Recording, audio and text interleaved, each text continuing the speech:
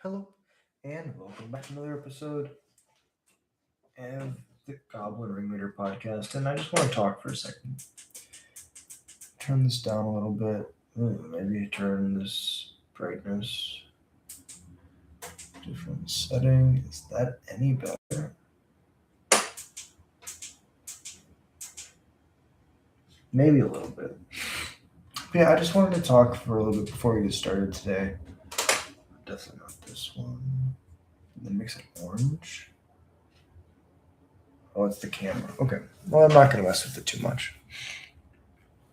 Recently, I'll be honest. I wanted to make the channel look more professional. I wanted to, create a Patreon and, do merch and all that stuff. And I've thought a lot about it recently. And, I'm still going to have the Patreon. I'm still going to have the merch. I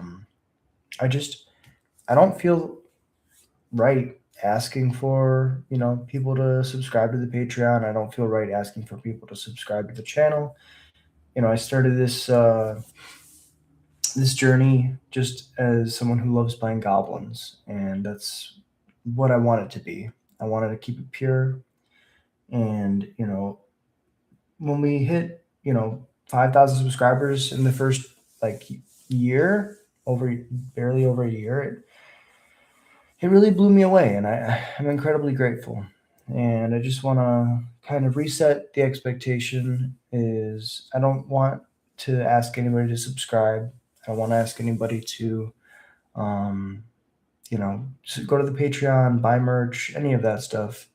And I wasn't really pushing it super hard. I was just doing a little like read at the end of each video. But even just that, even the way that I changed the banner, if we go to my YouTube right now, and I'll show you,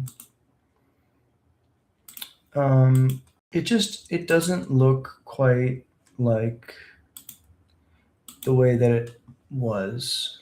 I allowed it to kind of become more commercialized, something that, like, in the beginning, as you see here, like, it's just me being me and doing, what I love to do, which is talk about magic. And over time, I wrote this bio a long time ago, but it's true.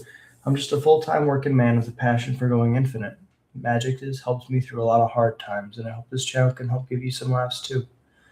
And the views are ridiculous. The amount of support that I've gotten is ridiculous, and I don't like the way that a lot of this looks. You know, I The streaming daily thing is cool. I enjoy streaming, but that shouldn't be the banner. My face is my face, so I can't really change that. But it's just like, it's the little things. Does that make any sense? I don't want to be asking people to go to the Patreon. I don't want to ask people to become a member of the channel. If you enjoy Goblin's content, if you want to, do it, you can. I just don't feel right asking for things. And this has been something that I've been thinking about recently, and I'm not going to change anything for the channel. I'm not going to delete any of like that stuff. That content is still out there. The Patreon is pretty bare bones because I just started it, but I don't think that I'm going to do as many tiers as is currently out there. I think I'm going to do the same thing that I did on the YouTube side, which is just one tier, $1. If you want to go show me that you're behind me, that means the world to me. And if not, there is no push for that to be a thing. And I just wanted to reset the expectation, because I feel like over time I've kind of, as I've become more and more of like a YouTuber, a content creator, which I'm not. I'm just a guy who I love making videos. I love playing Magic, and I've always done this. I've always talked to my friends about, the things that I want to play and the goblin brews that I have and what I think about cards individually. And it's not really fair to, ask people to support me, even though that's the norm on YouTube. That's the norm overall, is to ask people to support you and your endeavors. But honestly, I don't want that. I just want to create almost like an LGS style experience. And even if it's just me, it's me and the chat, and that's a beautiful thing. And I don't want to corrupt that by asking for Patreon subscriptions, for members, any of that. And just having a community is my goal, and I really can't ask for anything more than that. So I just wanted to have this conversation, and before we jump into the arena, I just wanted to say, I'm gonna redo the banner again. I'm gonna change the profile picture, and I just want to say, for those of you that have, not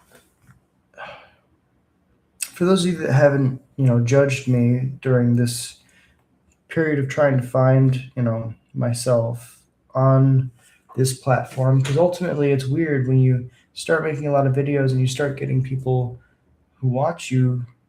You do have to ask yourself a lot of questions, and do I want to be somebody who asks people to pay me to make the stuff that I love? No. And is it fair for me to put little bits in there asking people to like support me? No. I'm a person who works a full-time job, and I come home and this is what I love to do, and there should be no monetary aspect of it. So I just wanted to say that's my little bit, and let's play some Arena Cube. Death by Vulture, what's up, man? Appreciate you dropping in.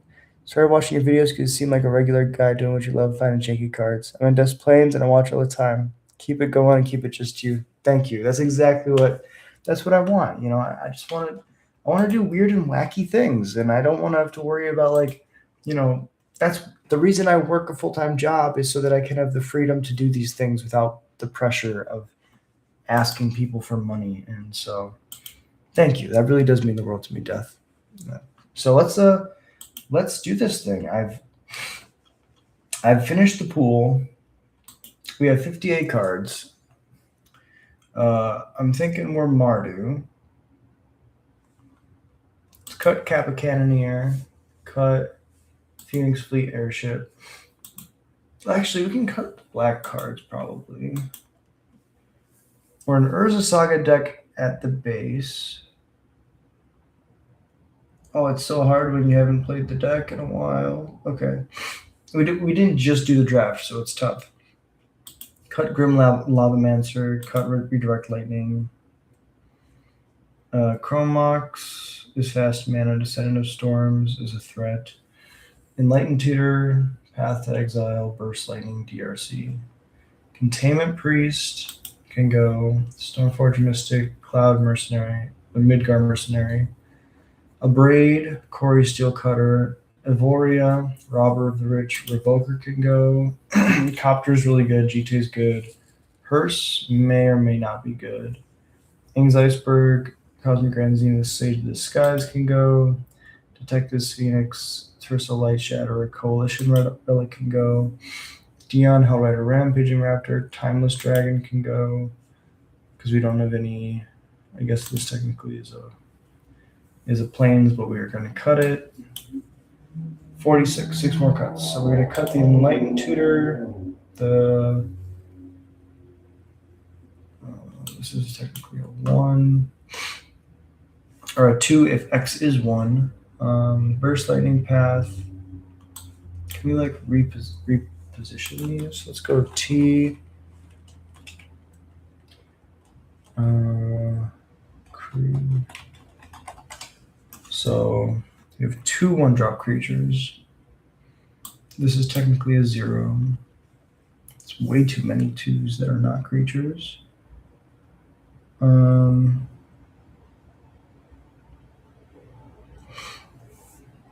Let's cut Hearse, cut. Jeez. Cut Hearse, cut.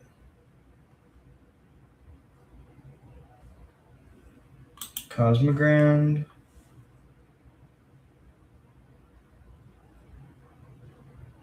It's really weird because we don't have a ton of spells. These double spell payoffs are not going to be the greatest. Cloud might not be good because it's too many pips. Burst Lightning, Path to Exile, Abrade is my removal in March, including March. Copter, Jite, Nettle Cyst, I guess Evoria. I can crack it to make a blood, or crack it to put a counter on this. So that makes it bigger. Adeline, Detectives, Phoenix, Tersa. I guess Carnosaur is the worst card in this. Let's run it like this. Um, but yeah, at the end of the day, I just love, making stuff. And I make it for me. That's honestly the reason I make music. I make what got me into creating music was my loneliness and my desire to, get my emotions out in a healthy way.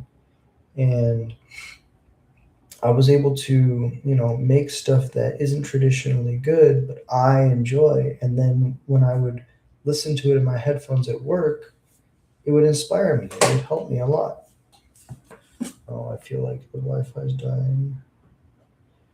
Let me make sure I'm not being crazy here, because that's a bad sign.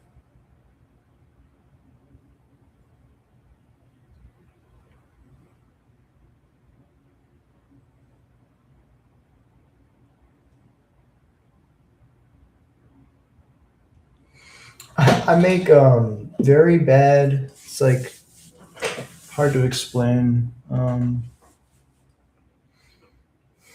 I lead with it's bad because if I say that it's good and then you think that it's um, if I say the music I create is good, I really don't understand why this is not working. Let's close Arena and reopen it.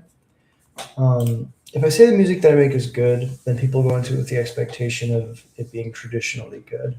Whereas if I say that my music is bad, then if you find anything redeemable about what it is, then you feel like it's something positive, opposed to traditionally good. But I fell in love with like hip hop spoken word, and I know it's like a lot of people do it, but I don't. It's not like slam poetry. It's not like that, but it's just very raw, very emotional, and I make all my own beats on a MIDI controller.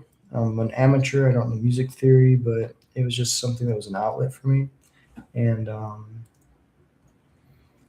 yeah, I did it a lot during COVID, and I have like a couple different albums, a lot of songs actually. Let me see if I can just show. So if, it's funny.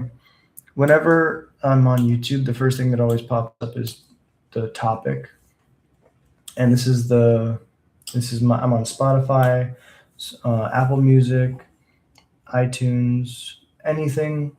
That's the same thing. Apple Music on YouTube, of course, obviously.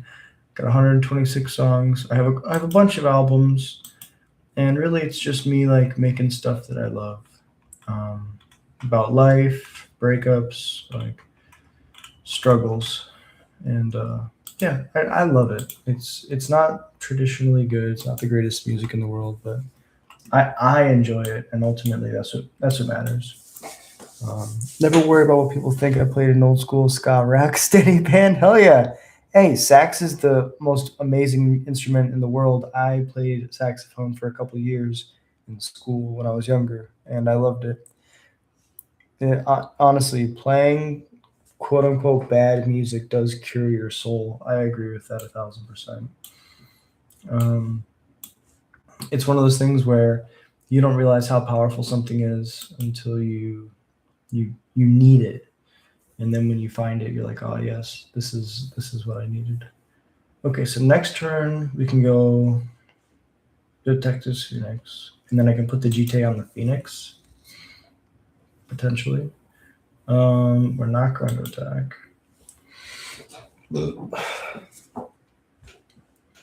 Yeah, honestly, I don't know music theory, but for me, the best feeling is having an emotion, not even an idea, but an emotion, and sitting down and letting my body, not even my mind, I try to detach mentally as much as I can from the creation process. And I just allow my body to create something.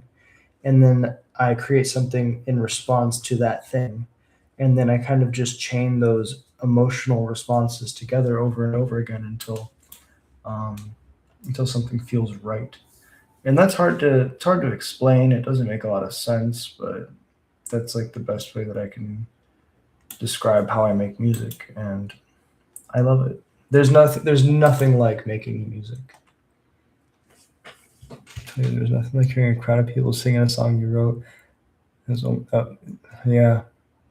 No, creating and like when you what is it? Something from nothing is like the best way someone's ever described making music to me. Is they said making music is the art of creating something from nothing and just trying to like make sense of life, and it's beautiful. There's really nothing like it. Okay.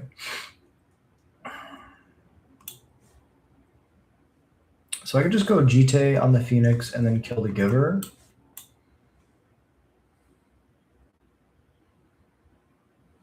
I mean, I like this line a lot. Saga's great.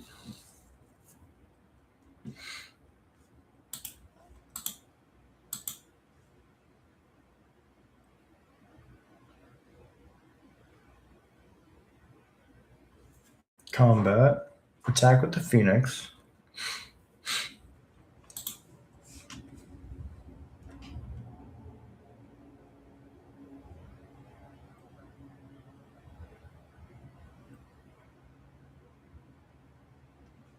And now I think we're just going to shrink the Giver.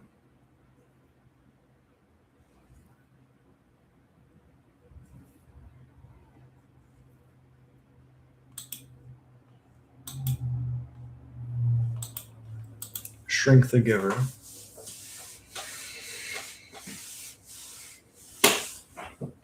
Sure.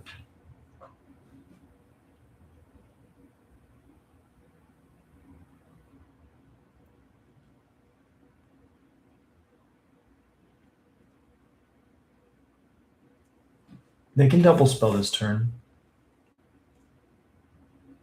Potentially, we don't know.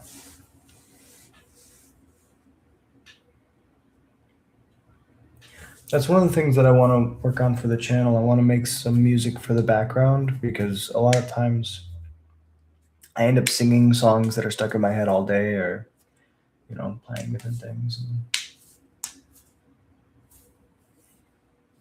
It would be nice just to like make something like the goblin instrumentals or something, like, even if they're not the greatest, they're mine, and I wouldn't have to pay royalties and stuff, which is the most important thing. Okay. They just cast G10.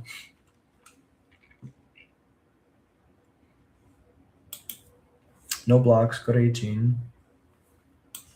Play Saga.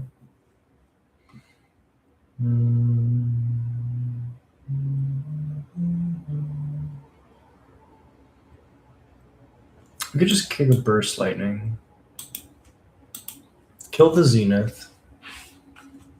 A Braid is a removal spell, but I think I'm looking for like action here. Combat attack.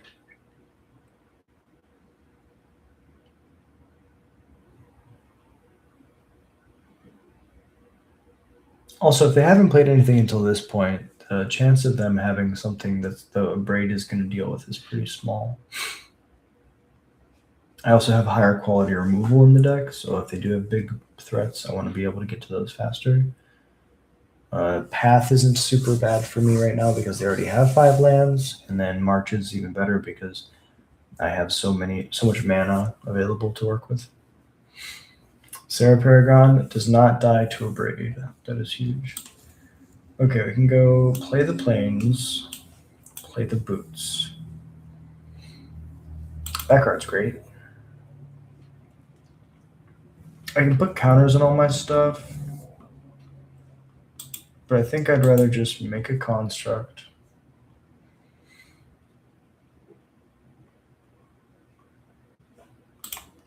Put the boots on a phoenix.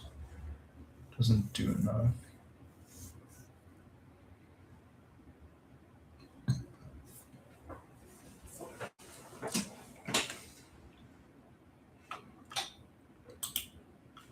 We have 3, 4.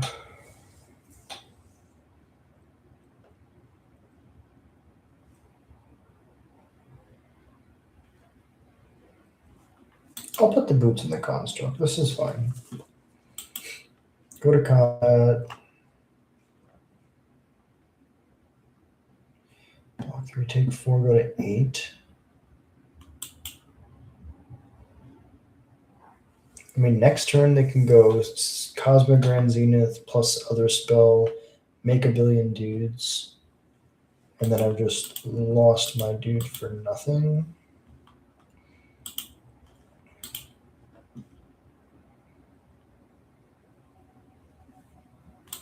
I mean, actually, I have the Gavany Township. I think pushing is worth it. Yeah, we're red. We turn them sideways. What am I thinking? Because I am heretic. You are heretic in me. They choose to block the Stoneforge. They go to 6. That was not what I expected.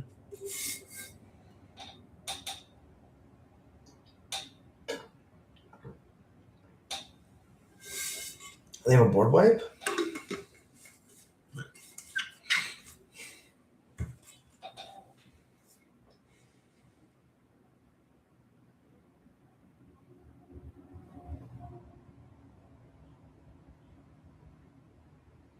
There's the Zenith.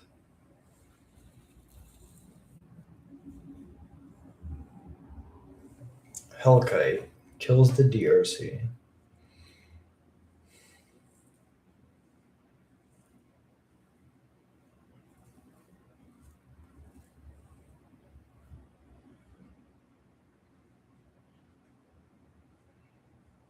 I mean, Nova Hellkite's really good for us, too.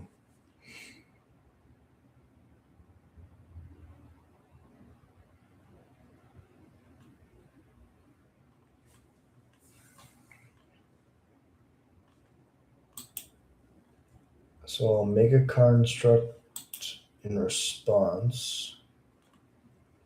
Then I'll go get the Shadow Spear.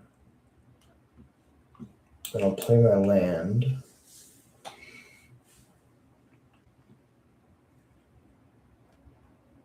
I can equip or play the Raptor. I think I'll equip and equip.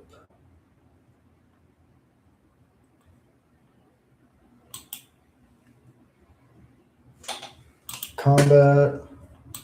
Everything. 1, 2, 3, 4, 5, 6 exactly. We can recast the Detective's Phoenix next turn.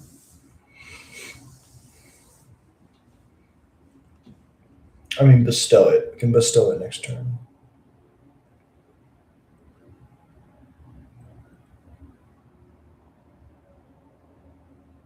Yeah, the combination of Lava Spur Boots plus Shadow Spear on an Urza Saga is nasty. I've been on the receiving end of this in Modern before. It's not cool. Wow, really?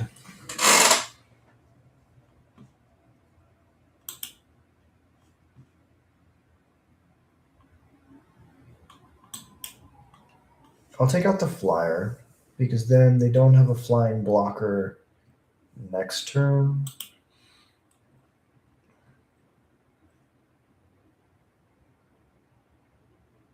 I guess they didn't kill the Phoenix.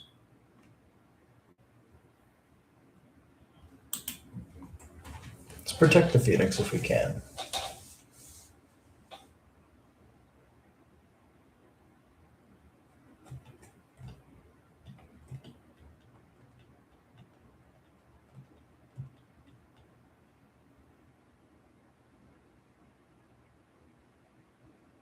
At least I'm at 20 if they've got Bombardiers and a Gideon, but no flying creatures. The Ward 1 is going to save me because they can't Bombardiers kill the Phoenix now that they've played the Gideon.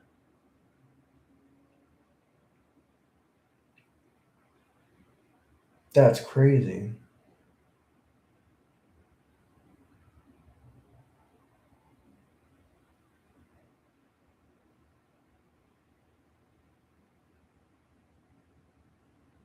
And we have so many different ways to pump it. We can use the Abandoned Air Temple to pump up our entire team. We can put the Shadow Spear on the Phoenix.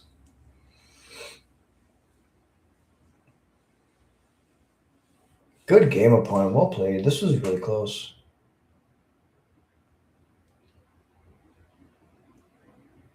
They can throw the binding for 8, so this would be an attack for 10.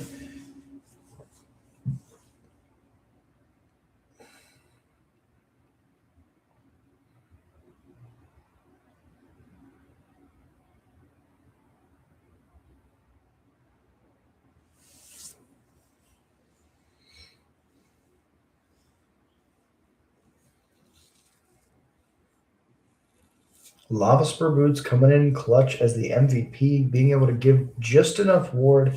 And this is crazy. When Ward 1 becomes hexproof, actually insane. Actually insane. Our opponent was incentivized to double spell. They could have just played the Nova Hellkite and left up a blocker. Then we would have had to do a lot of work in order to punch through. But as is, they deal us 2 with the Bombardiers.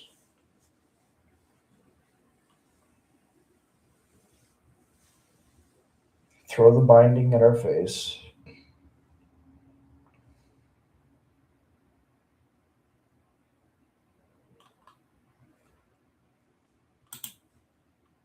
I would like to equip.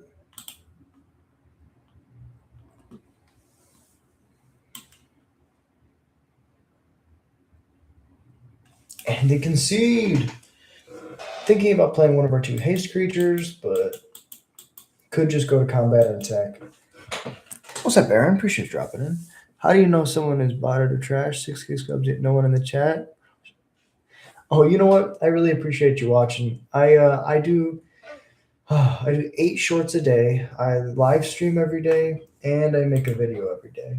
And so, if you believe that I'm botted, I respect that. You know, I started last year, and live streaming and videos really isn't where I get a lot of my views. If you go to the shorts tab of my channel, that's where I get most of my views. And yeah, so I respect your opinion. You know, it's you're entitled to it. I'm trying to make better long form content. I'm trying to be able to provide more value to the viewer, but I'm just a regular guy who makes goblins content after work. I work a full time job. I come home and I make videos and stuff. So that's my life. But I respect your opinion. You're entitled to it. It's the beautiful thing about life. We can say what we want. There's the white source. Go to combat and I'll attack.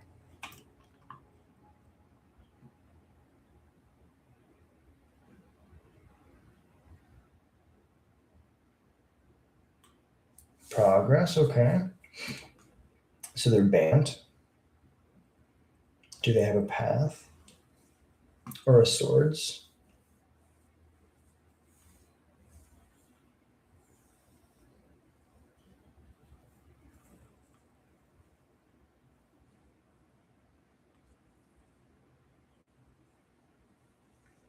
Pending is good.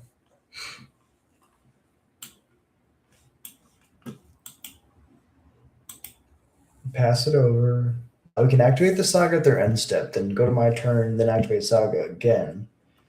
Uro's fine. We're not really worried about Uro. They have one other card in the bin right now.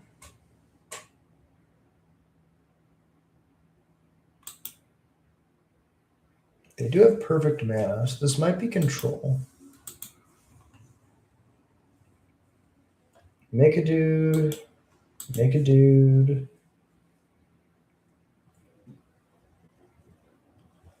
Grab Lava Spur Boots. I can play a land and equip the Lava Spur Boots to the 4/4. I'll swing for 9. Urza Saga is a messed up Magic card.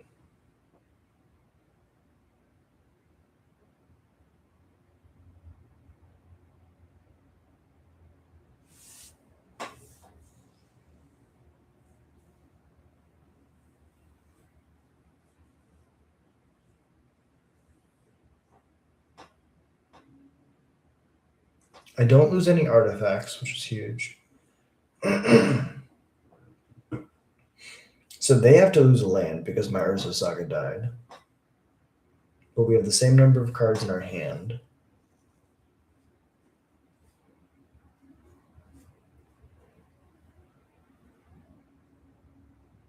I think we can go Tursa, discard Stoneforge. We already have the GT, which is our best target. Discard Descendant of Storms. We're just looking for lands. Although this is a threat that makes more threats.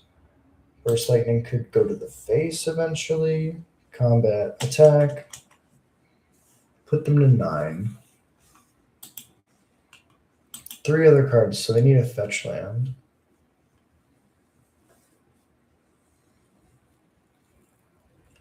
I could leave a path.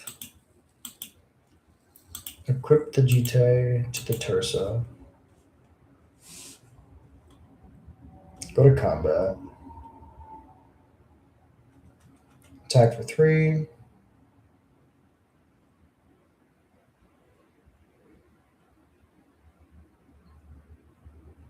Bounce the Tursa.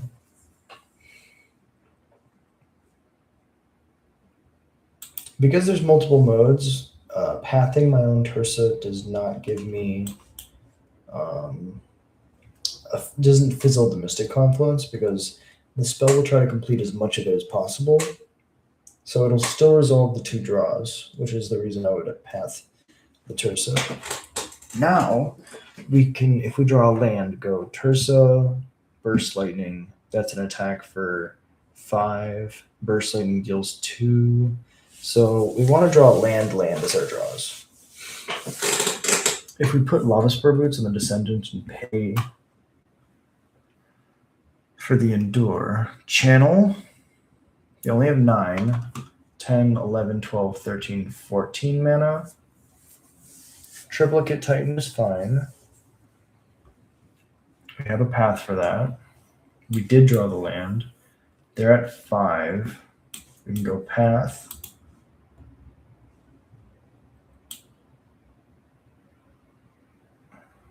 They know I have the Tursa because they unsummoned it.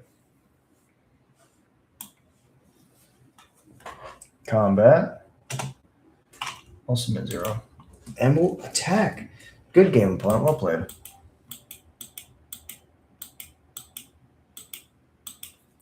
And then we do it again. Let's run it back. Yeah, I've been very impressed with Tursa. Sometimes I'm crazy and I pass power for a 3 mana 3/3 with haste. Like, let me put it to you like this. If you could have a deck full of Ancestrals and a deck full of Tursas, which would you rather have? If you could have a deck full of Black Lotuses and a deck full of Tursas, which would you rather have? On average, I would rather have a 3/3 haste creature than any power 9 card because of the fact that it can actually win you the game. And I'm insane.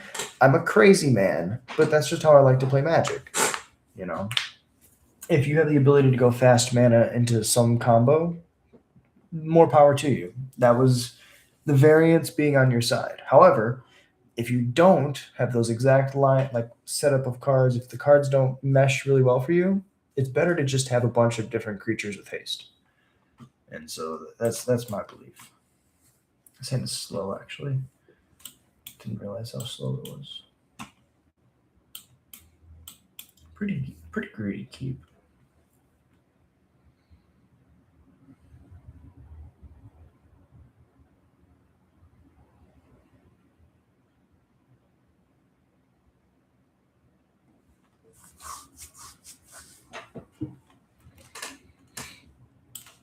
Play the plains, play a GT. I think it's spell pierce this. That is a possibility. Yep. We called it.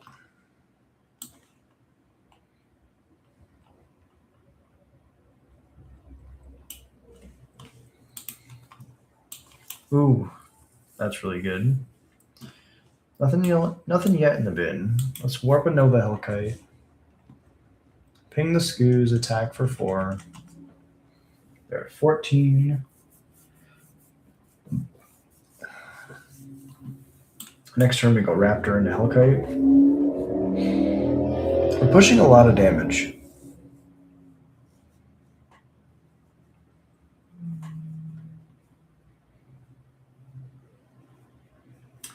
Saga is fantastic.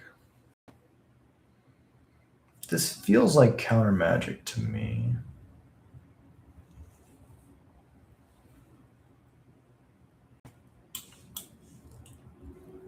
Could be counter magic, or it could just be like actual removal.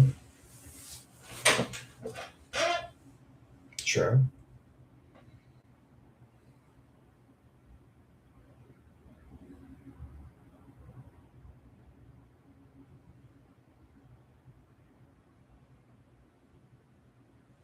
Eat the Raptor. If we throw the Detective's Phoenix out there, I don't think it's worth it.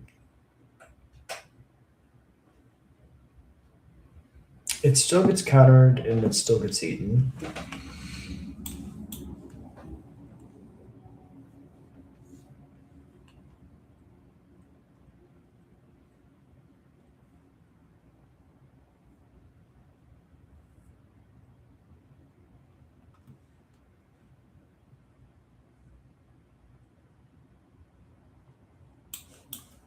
This is Flash, so I can just go DRC, pass.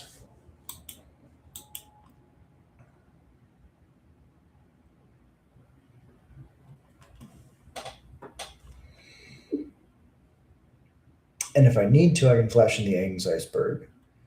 Take out the card, untap, make a construct, and then give it haste.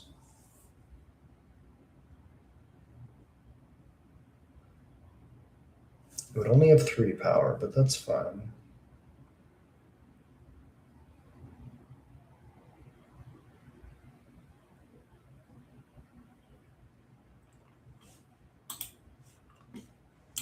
Sure, Utopia Sprawl's fine.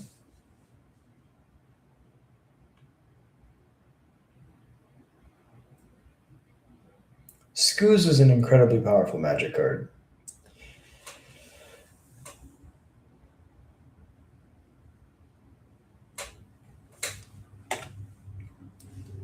One of those cards you cannot underestimate.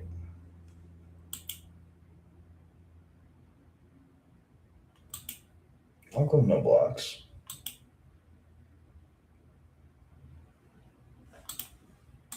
Activate Saga.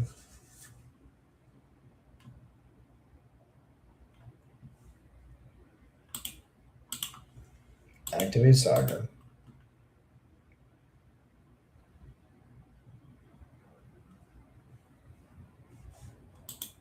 Do we grab Boots?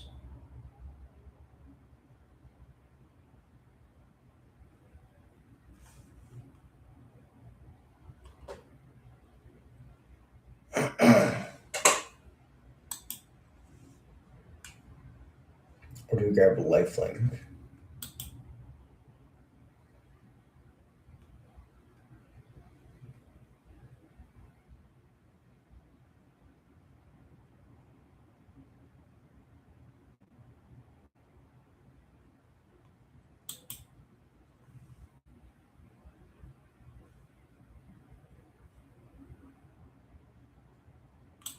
I mean, I think I like haste here.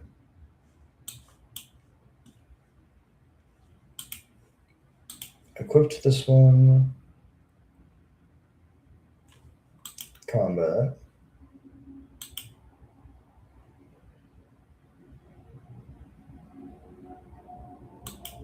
Everything attacks. They go to 7.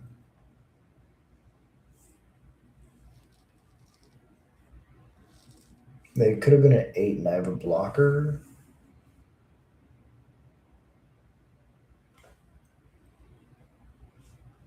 Yeah, let's just leave it like this.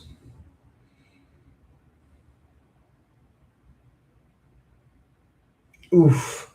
Okay. Dion. Dion's really good, actually. And what's their card? Spring Heartening 2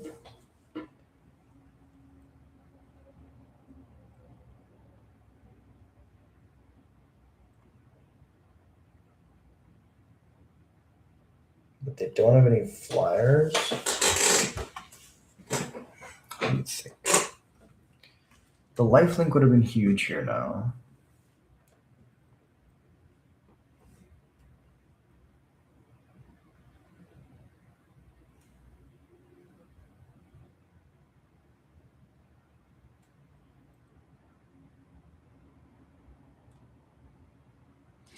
Is there a world where I go?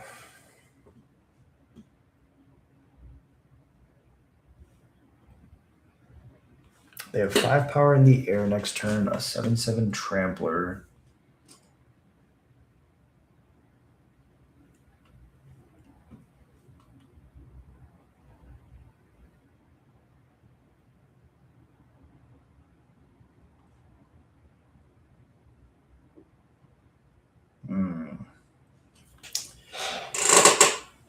This iceberg has to basically win me the game.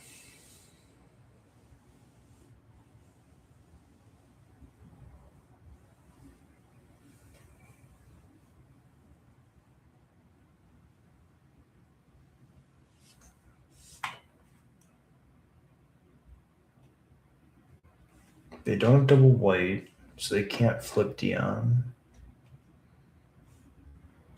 I think we just pass.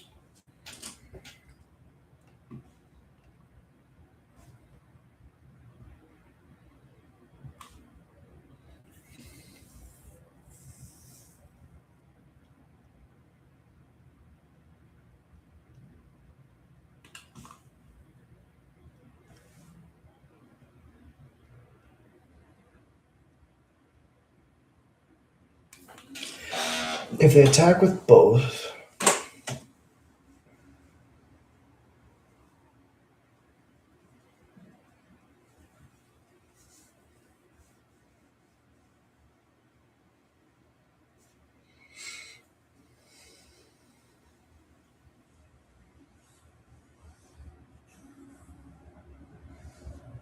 not taking out the Skoos a billion turns ago was a mistake.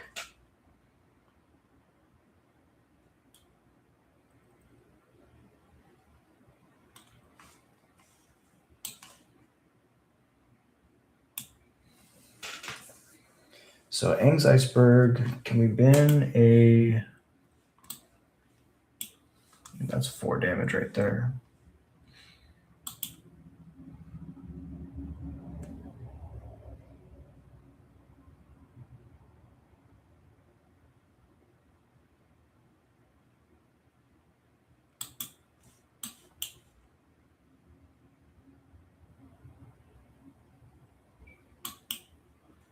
Bin the burst lightning, Aang's iceberg. Oh, they did have the mana drain. Okay.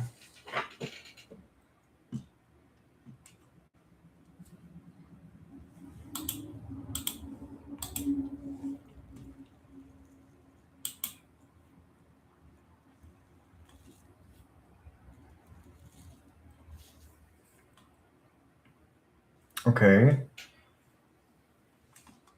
The next main phase, mana drain's busted.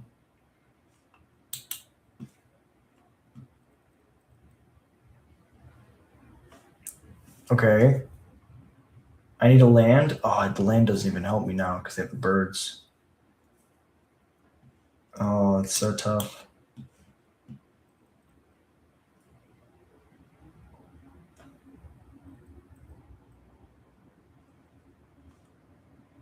The mana drain would have stopped whatever we were doing anyways.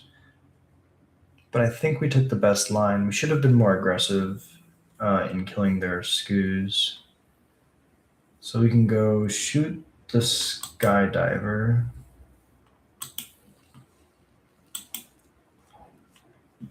Counter for the ward. Combat. Attack. They chump. Man, having 2 blockers at the end was huge. Yeah, because we could have exiled the Dion, traded with the Atali, cracked the. We had 2 mana. We could have cracked the Iceberg to get our Dion back, and then flipped it. Good game of play. Well played. Okay. Deep breath. Reset. Keep going. It's a 50-50 game. You win some, you lose some.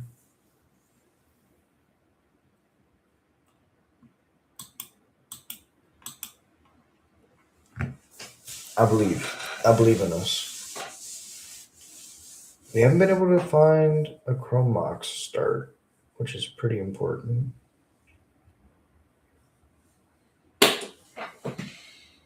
Aha!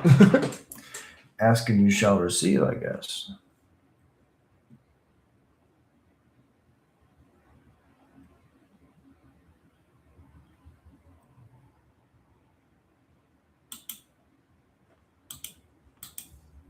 Keep the 7.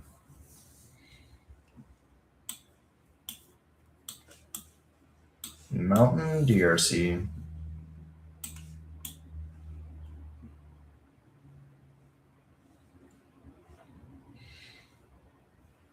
Phoenix is decent, I guess.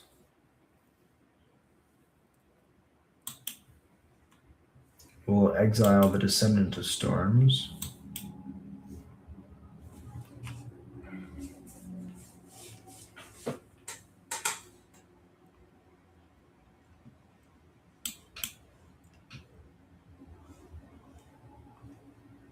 Robber of the Rich is good. Oh, they're going to take more cards in hand. Okay, we're good. This robber is not going to steal all of our stuff, just a lot of it.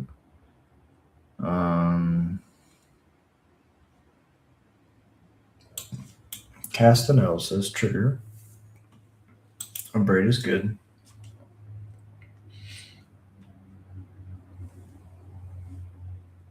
Yeah. They're just guy aggro, but I think we trade the Germ, put the Analysis on the DRC.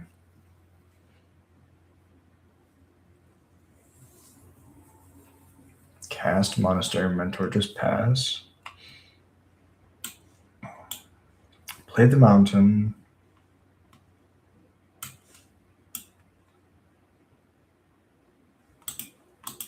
I'm going to destroy the Mentor. There's a path on top. We're playing against aggro, so that's fine. Combat, I'm going to attack like this.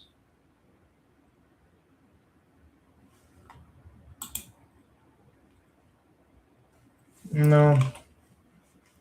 Let's not. I think I like having an extra body.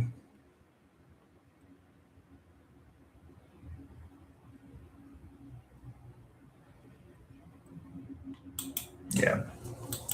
I like the free extra body in case they kill my in case they kill the DRC, I still have some other threat.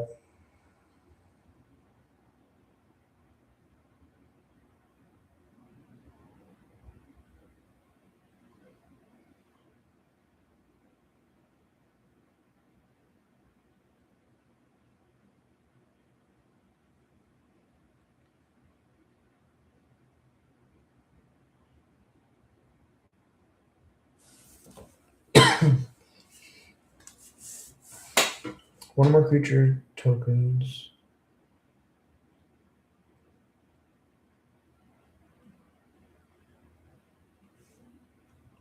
So in the future, for each token that they make, they put a story counter on this, and they can pay a white to tap to draw a card if they remove a story counter.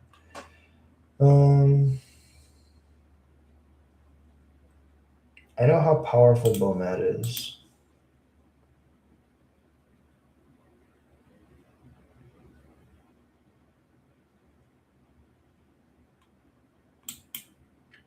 So I think I'll trade. Because now I can go Detectives, Phoenix, Combat, Attack.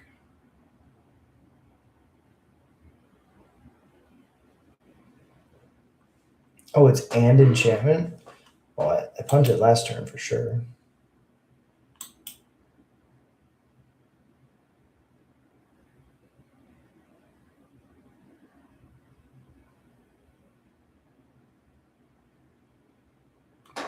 Wasteland is sometimes really good, Waste is sometimes really bad. Lelia's fine. When you go to combat, I'll path it.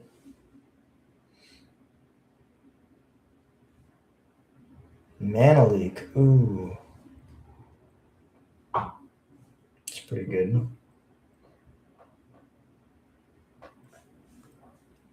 Paragon is gone, which is good for us. We draw a Saga, which buffs the Metal Cyst.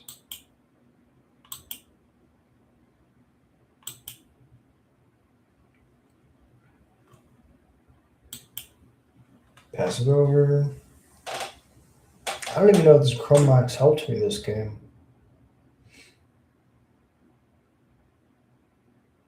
And see, if my opponent had any other card besides this Mox Emerald, it would have been good. There. So Moxen must be bad.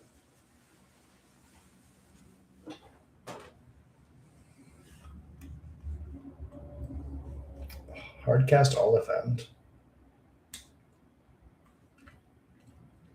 Abandoned Air Temple. Very interesting.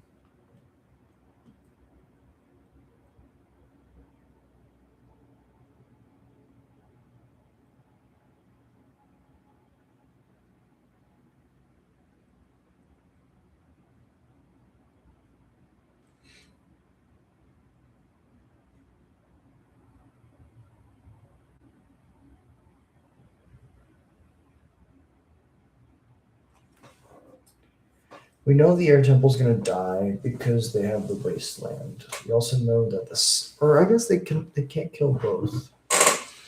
If we prioritize using the Saga,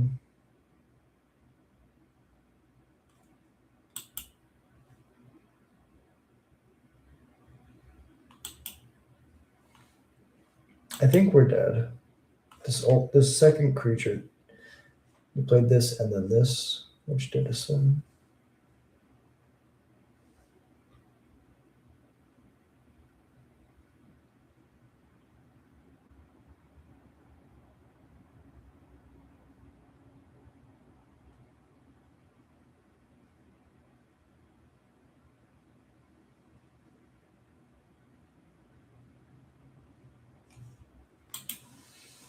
They do get to have a free redraw.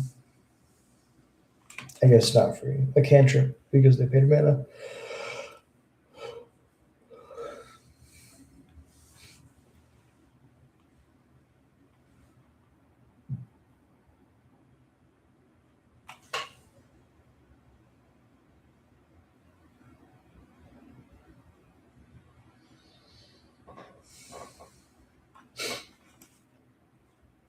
They want to hit the Urza Saga, so in response, we're going to make a construct.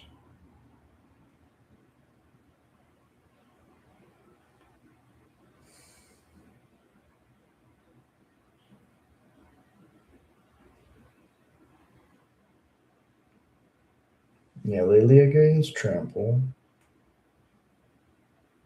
Oof. It's pretty good.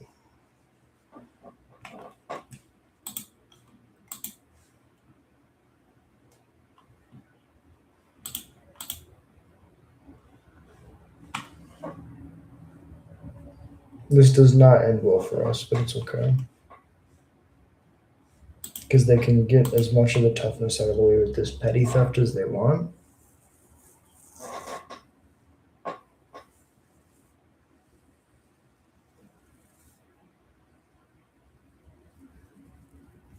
Yeah. Good game, opponent. Well played.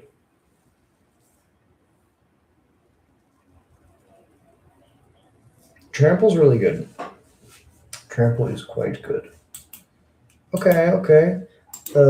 This shows us that the Chrome Mox is not good. We lost the aggro mirror because we pitched a threat to our basically our land. I think we might be aggressive enough where the Moxen doesn't really help us play our spells on curve as much. Also, that's definitely on me for keeping that hand. It probably didn't have anything redeeming in it. Like, what, it had a Nettle Cyst and DRC and a Chrome Mox. I guess the 2-1 that makes a dude is not the greatest. Like, Endure is okay. It's not vintage cube level. Like, it is a one drop that makes another body when you attack. But like any 2-drop will eat it usually. Hand's great. This hand is actually great.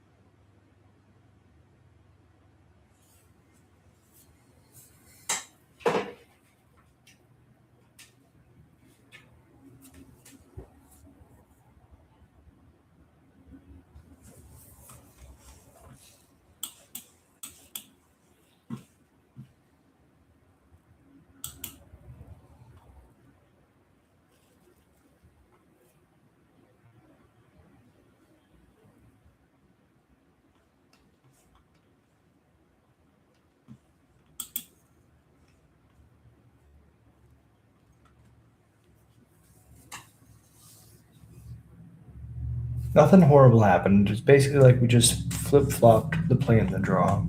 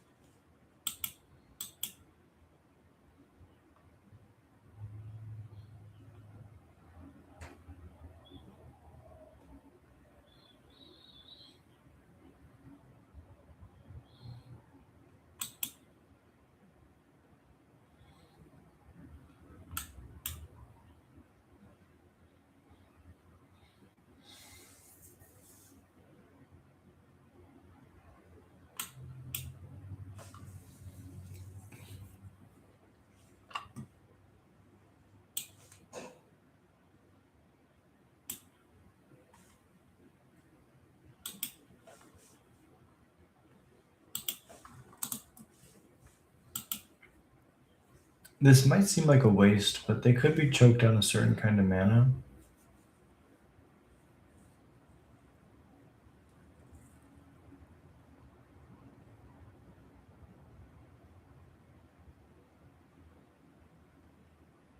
Okay, it's a waste.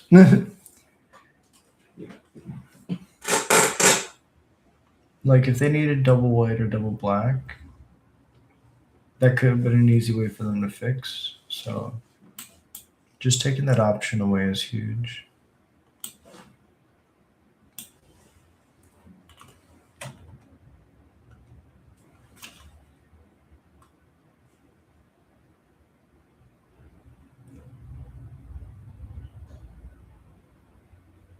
I pitched the Adeline to look for a land.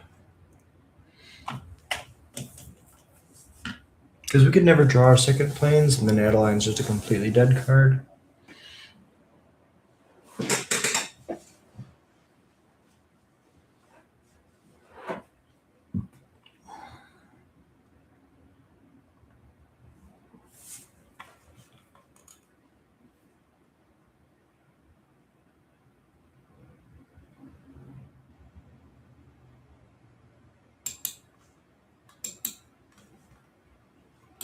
It doesn't have any flavor text because it's got so many words on its text box.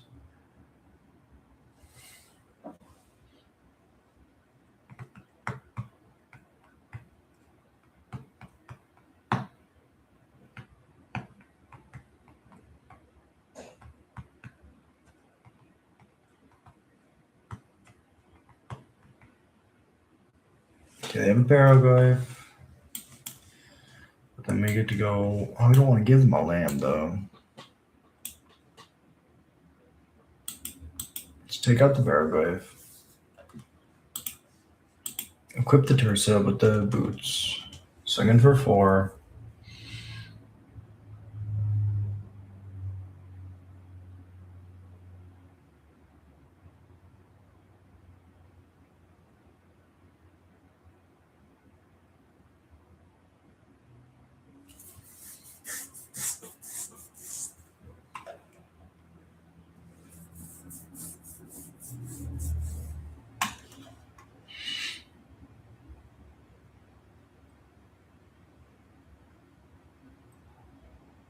Intrepid Adversary, sure. Abandoned Air Temple, Metal Cyst.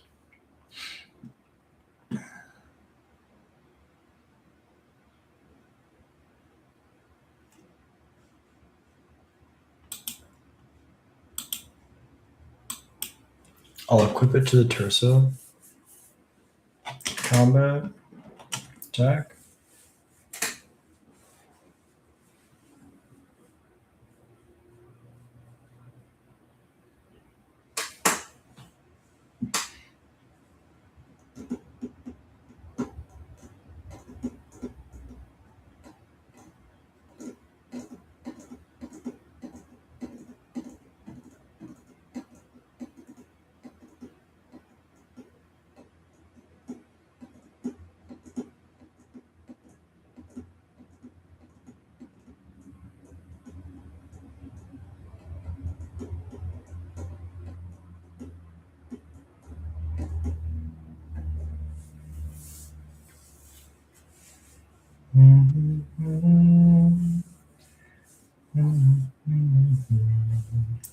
When your opponent attacks and they're losing, it means they have a board wipe.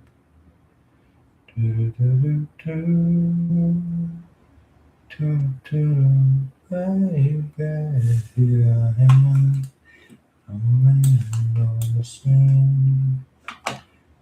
I can give you what you want, but you got to come home to me.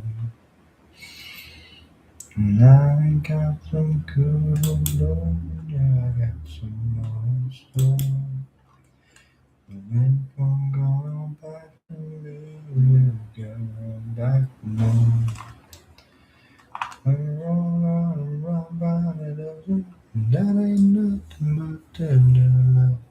Hey little thing, let me light your candle, 'cause mama, I'm so hard to handle now, you're so right.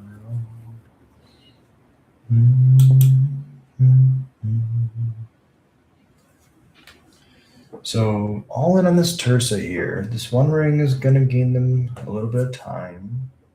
Found them their lands, but we still have this path. So if they go all in on a block, we could blow them out pretty well.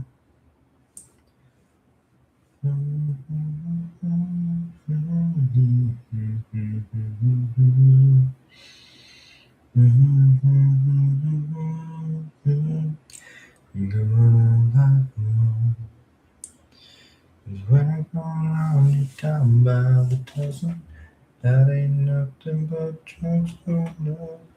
Hey, little girl, what you can, 'cause your arms are all I handle now. You surround and grow the torso.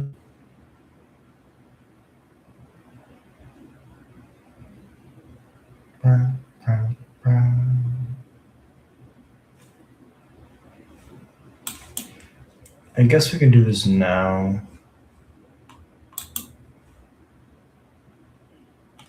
Half the germ.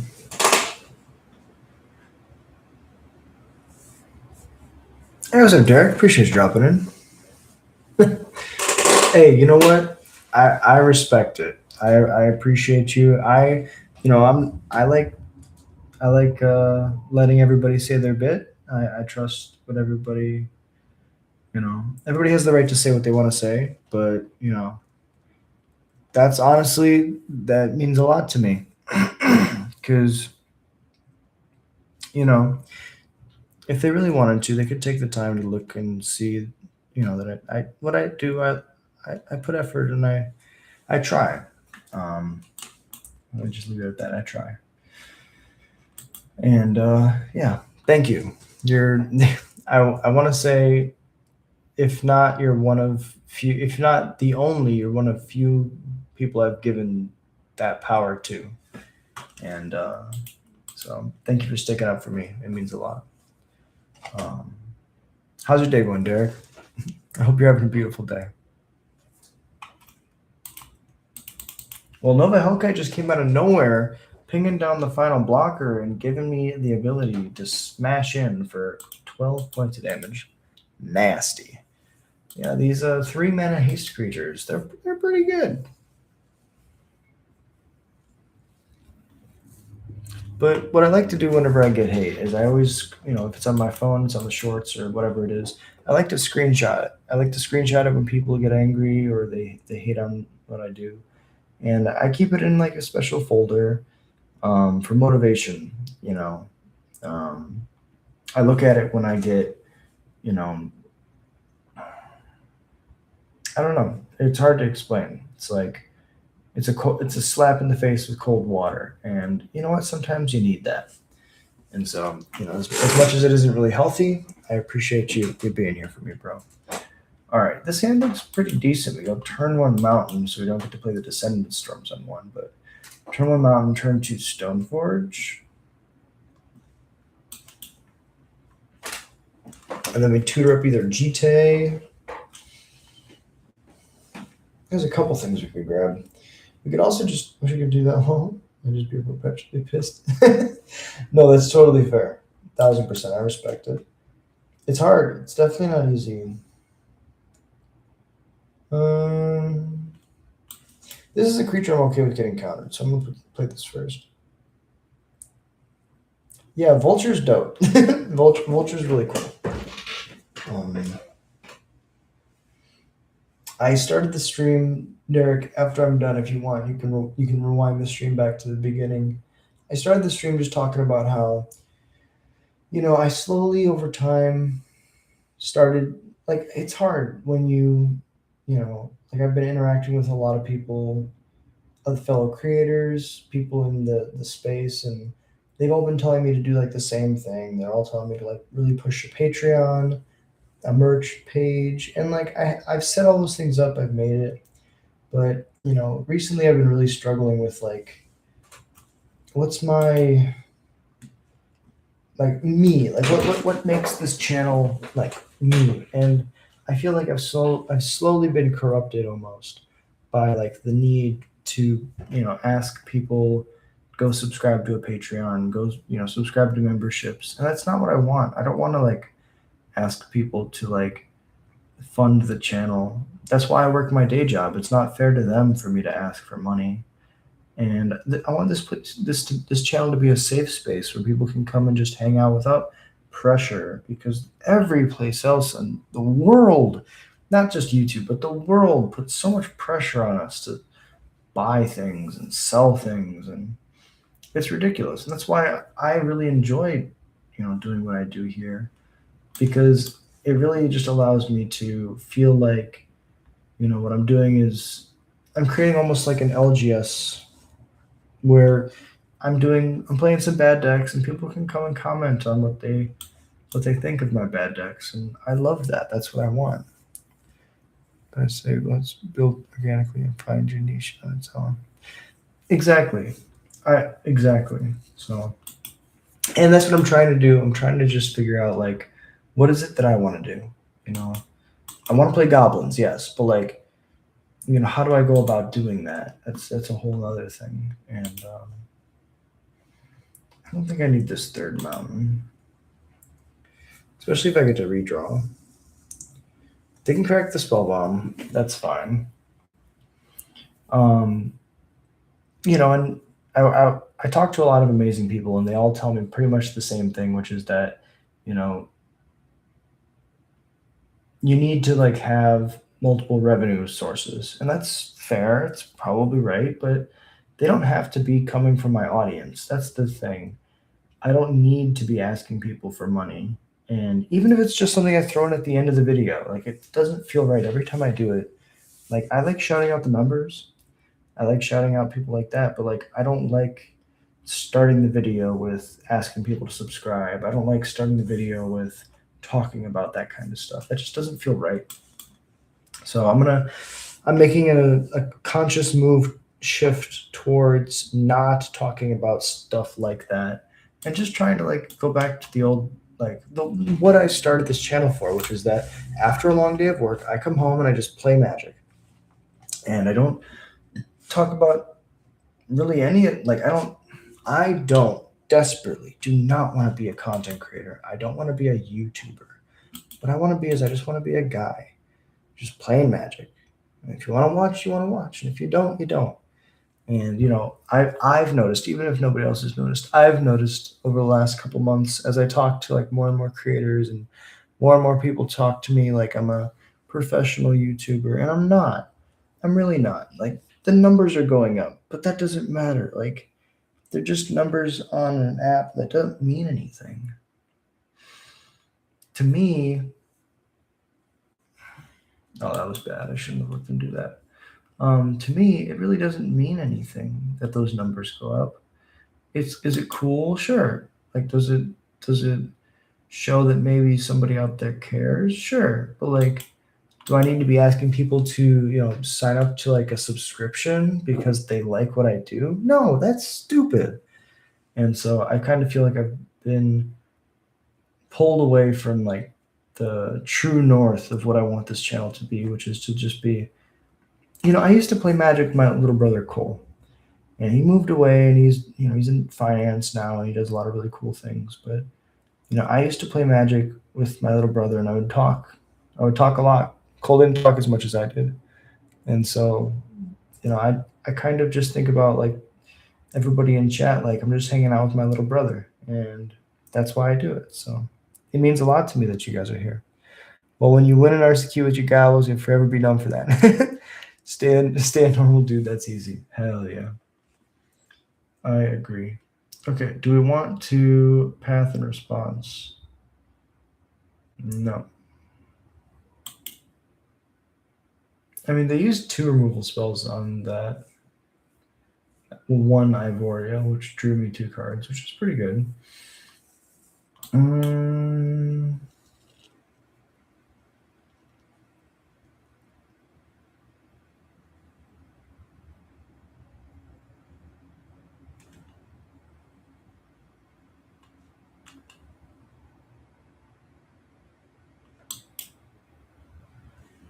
No, let's just leave up the path. We're going to flash in the Brazen Borrower. Still end of turn, I can path.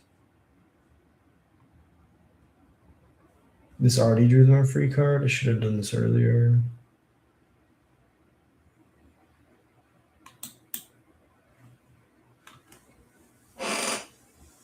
I can trade with the Detective's Phoenix. That at least keeps them from getting an extra card. Exactly. That's exactly it. I want this to be the chill spot.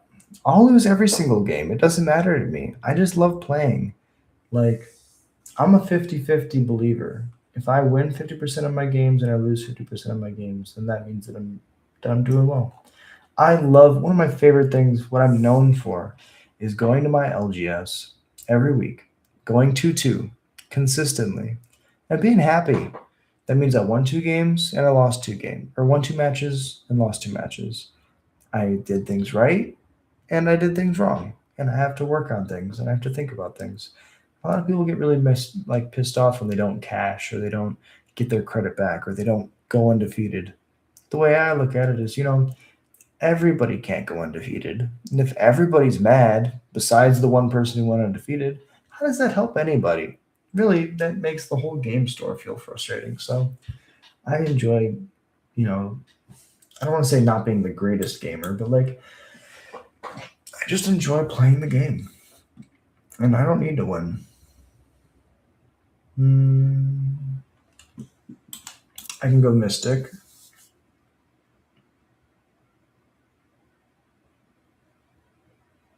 They're going to counter whatever I tutor for. Grab the GT.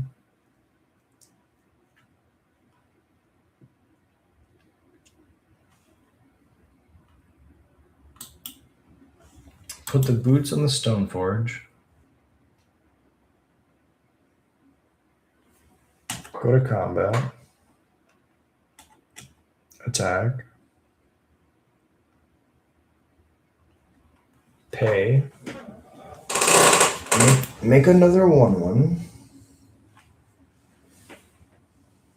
And I think there's more value in making something chill, something where people can feel relaxed and not pressured. I think there's so much, and I hate using the term value, but like I think that like everything is overly everything's a commodity now. Everything is a service. Everything is a product that's being sold. And I think that like there's something special. I shouldn't use value. There's something special about not being pressured, not feeling like something's trying to be shoved on your throat. That's where I want this channel to be. I just want it to be something that people are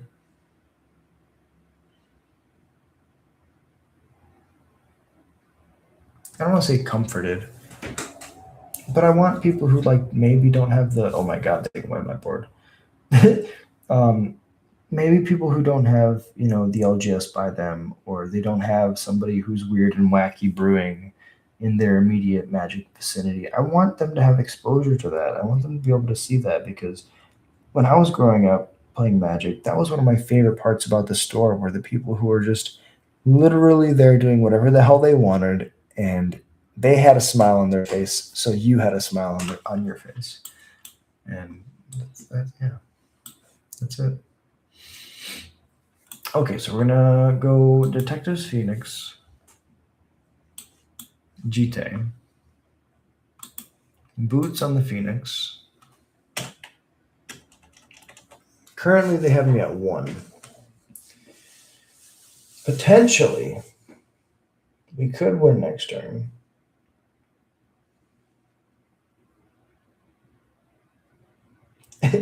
And look, the Chrome Mox is stuck in my hand. This is why I really don't like Mox. Because in like situations like this, it's just another land.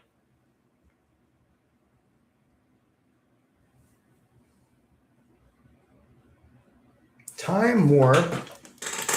Good game, opponent. Well played. Okay, you know what? If I'm going to lose, losing to an extra turn spell, giving a Fury an additional combat, that was pretty strong. Good game, Red Winger. Good game. Okay, I'll be fair. This did not feel like the greatest vintage cube deck of all time, but it was a lot of fun. I think we went 2-3. So we went 7-2, 2-3, 2-3. Well, I guess we went 3-3 this time. Hey, 3-3 reduces to 1-1, which is equivalent to 2-2. Another day in the office. This was awesome. Okay, so let's claim our rewards. Let's go back home. Let's see how much longer Powered Cube is going to be here. It doesn't give us a time limit, but that's all we're going to be doing of that. Let's go play a game of Standard real quick, and then I'm going to crash. So this is what we were doing post RCQ.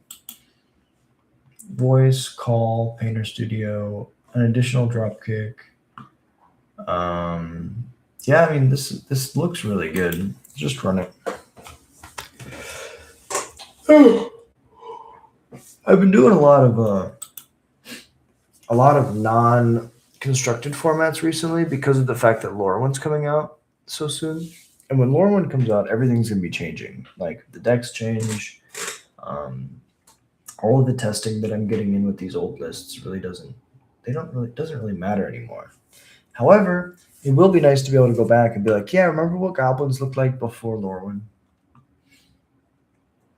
I mean, this hand could be good if we hit a third land. I trust. 1, we deal them 2 on turn 2. I mean, now if we hit a third land, it's actually insane. What is this? Is that burn? I mean, is that burn? No, it's the lessons deck. Okay, so we found our land. They could have an Iroh's demonstration. But if they don't, we just get to push so much damage.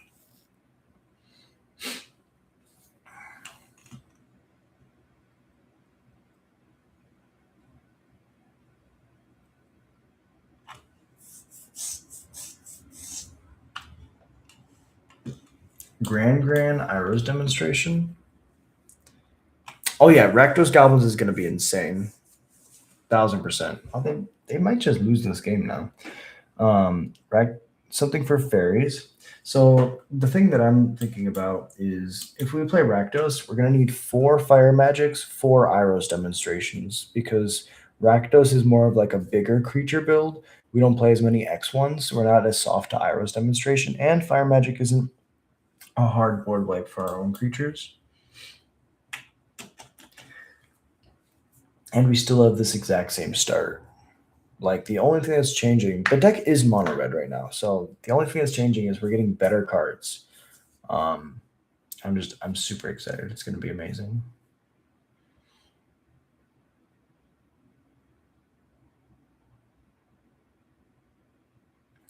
Two, 5, 7, 9, 11.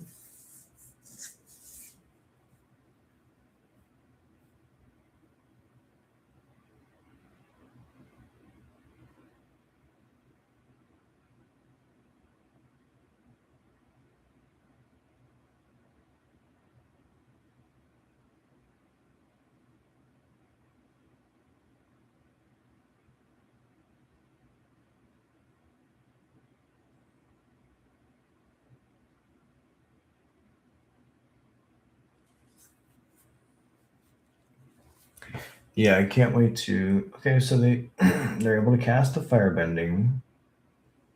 This means they have a second one.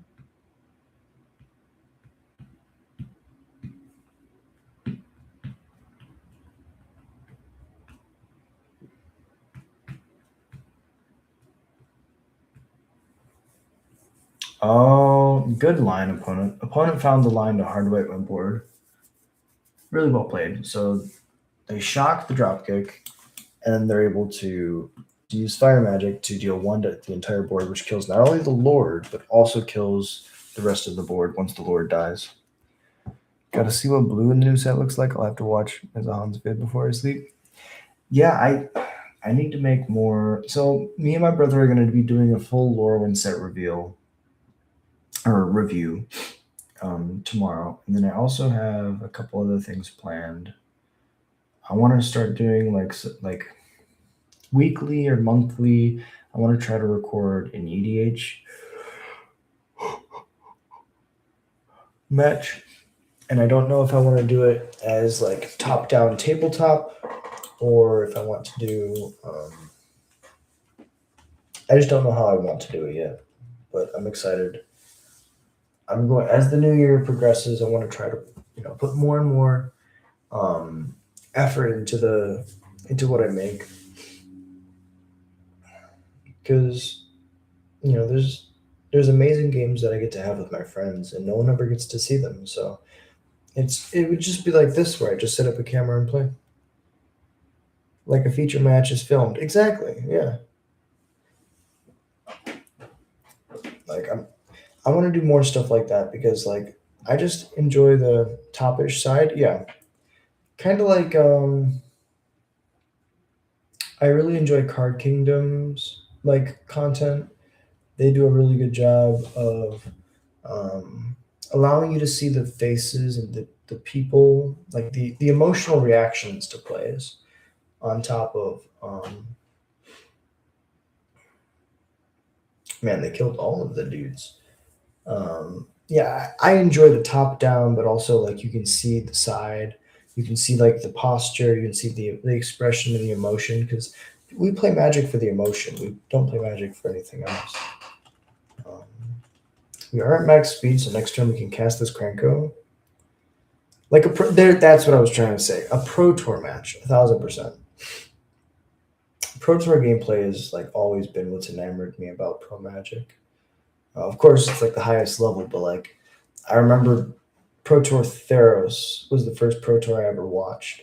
I started playing in like M13, Return to Ravnica, like era, and M13 was my first set that like I bought packs of and played. Like, um, tried to play standard. RTR was the first. I think it was RTR. That was the first ever pre-release that I went to, and it was a lot of fun. But I remember I didn't get into like wanting to play competitive Magic and watching competitive Magic until I think I got to high school. It was freshman year of high school. They gave us Chromebooks, and on the Chromebooks you couldn't like look at anything, um, like non-school related. But like the official Magic website was not locked away, so I was able to like look up like because on like the original gathering website you had all of the old Pro Tour coverage, and that's you also had the stories. All of the old stories used to be on the original website, and so I was able to. Um, Man, they're gonna draw so many cards. I was able to not only was I able to go back and like read like the original Zendikar story, like Phyrexia, of course RTR and Theros when they came out.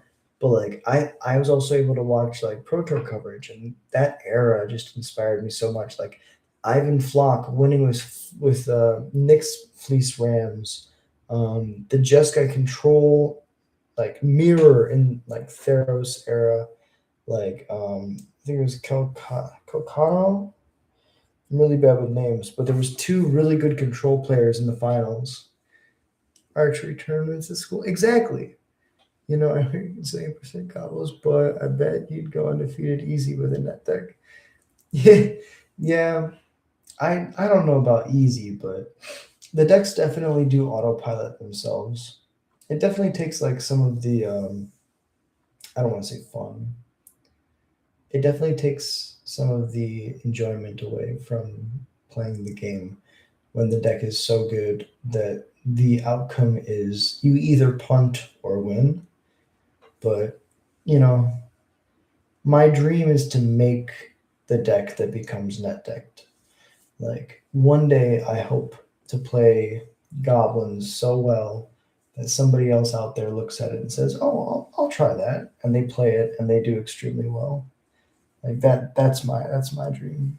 When I got a pass to Cape Library during study hall because I didn't have internet at home, that's awesome. Yeah, I mean, I that's the same thing for me. I didn't have internet growing up. I lived on a farm, and so when I was at school, like I lived in the library. My mom was a teacher when I was younger, and it was just a big part of my life. Playing bridge from below in standard was fun. That sounds amazing. I can't imagine playing bridge in standard. That sounds actually cool. um, and that's the thing about like playing like net decks. The best decks is you playing Doran and killing people with walls was hilarious. And you have those stories, right? Like, and that's the cool thing. Like, I remember I've played a lot of really busted modern formats, and I've played bad decks through all of them. So like, some people like I have a buddy who like loved Nadu. He was a Titan player, and then he became a Nadu player when Nadu came out. And this is exactly what I don't like. This right here. This subscribe to our YouTube channel. That is the opposite. I just want to point that out because that's the opposite of what I want to be. I don't want to be somebody who just like jump scares you and says go subscribe. Like that is, and if that's what I'm becoming, I want to seriously like reevaluate the direction that the channel's going and what I'm doing.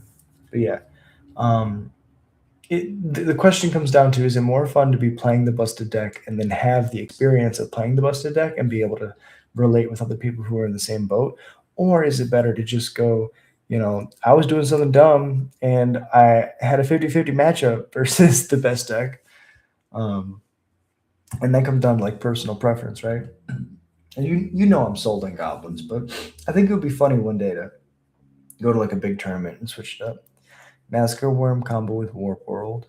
We know to like yeah, that's exactly the point. That's exactly why I don't want to say it. Because like it's not something that anybody needs to be reminded of, right? Like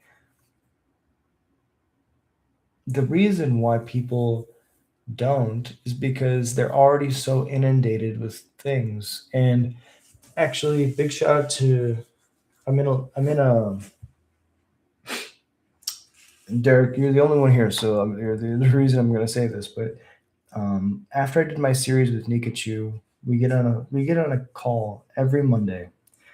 We didn't today. We're going to reschedule it for tomorrow, but we just talk like strategy and like he helps me with my thumbnails. He's been helping me a lot actually.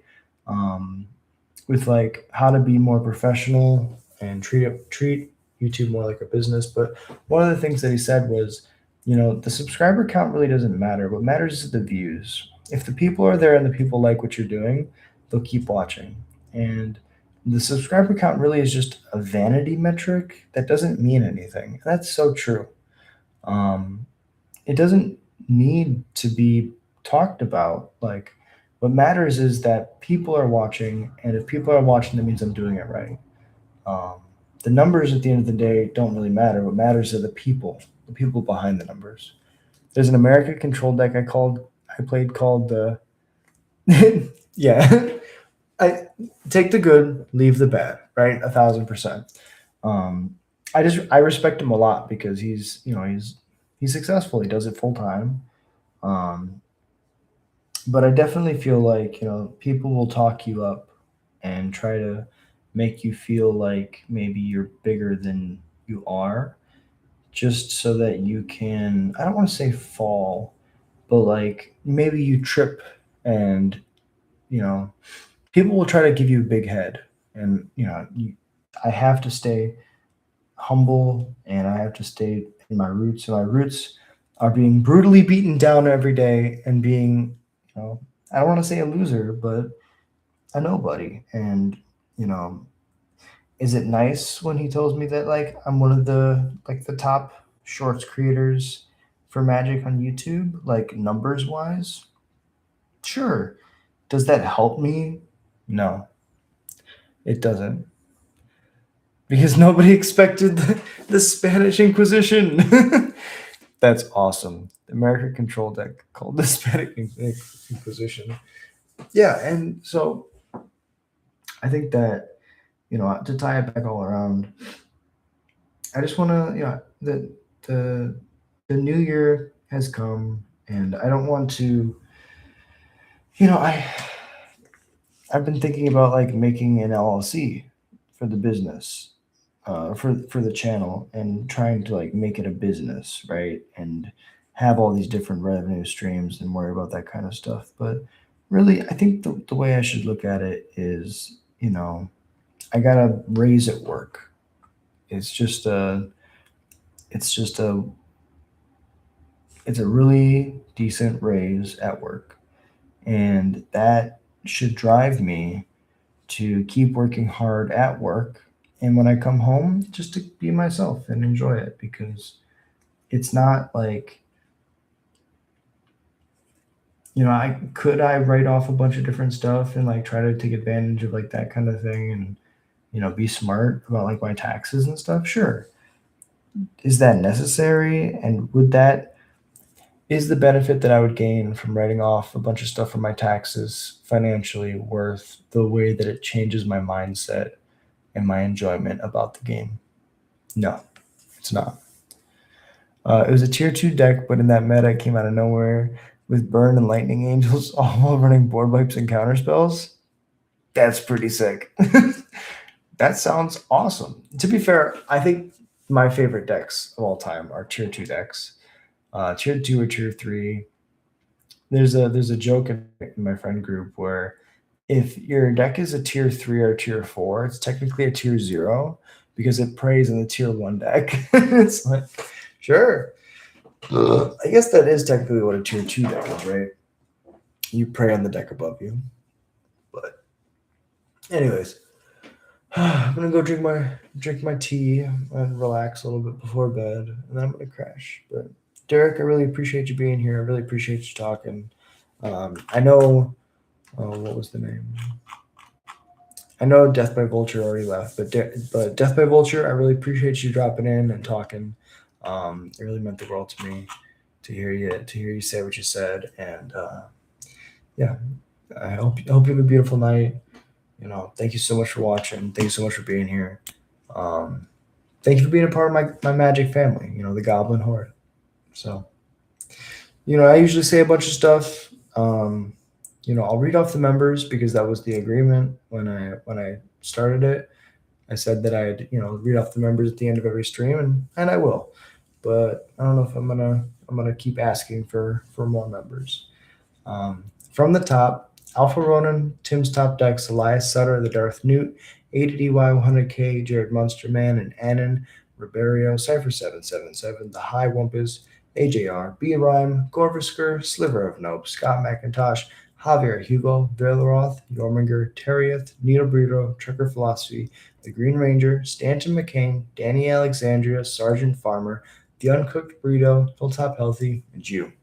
You absolute legend. Thank you so much for being here. Till next time, I hope you have a beautiful day. Peace.